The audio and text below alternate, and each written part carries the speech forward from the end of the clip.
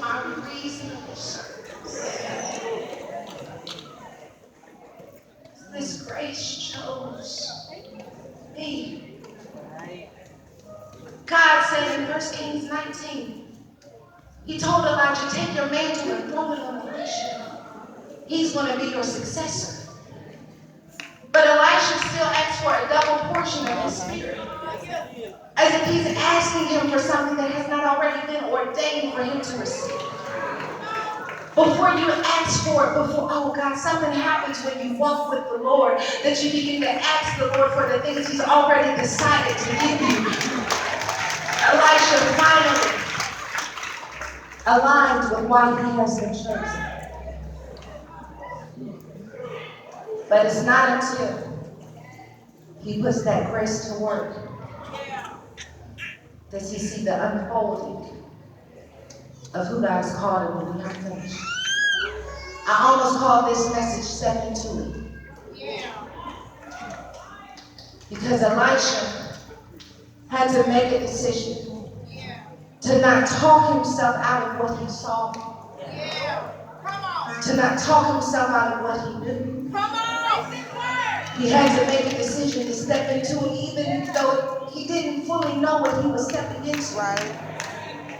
I don't really know what this is, but I think I might have the grace for it. I don't know.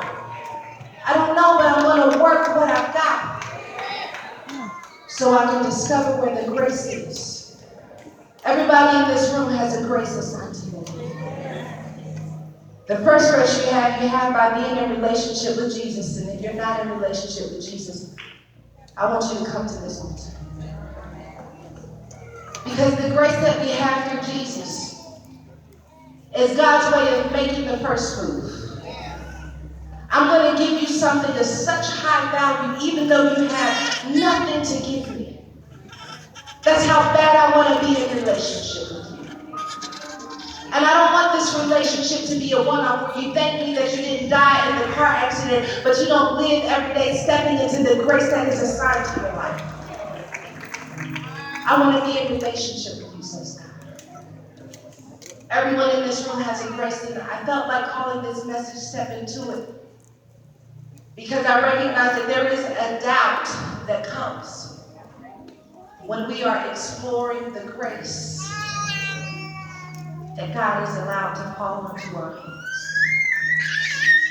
And yet we have a responsibility to do as Paul did and to step into it, not with a false sense of confidence, but with trust and belief that it is by the grace of God that I am what I am.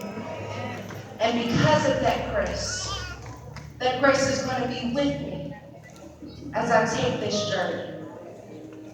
If you're in this room and you're ready to step into the grace that has fallen into your hands, whether that is relationship with Jesus or an expansion of that initial grace, where God has graced you in ministry, in business, and mental health, and wellness, and wholeness for your family. I want you to meet me at this altar. And as you make your way to this altar, I want you to imagine that you're stepping into that grace. Oh,